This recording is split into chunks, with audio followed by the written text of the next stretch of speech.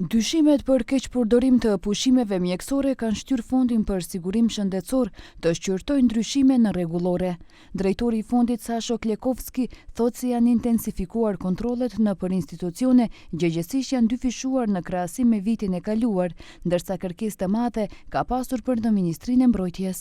Kontrolite istovremeno se i učenje kada imаме недостатоци во системот.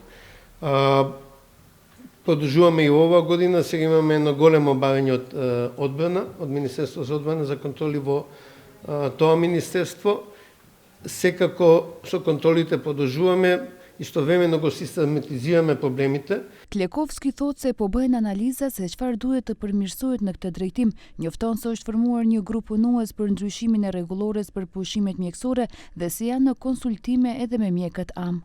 Целта на промените во боледување нема да биде скратување на оправданите барања, туку спречување на злоупотребите за да го оставиме слободен просторот за тие што навистина имаат потреба. И мислам дека ќе е неминовна дигитализација на процесот и заради ефикасност и заради поголема транспарентност.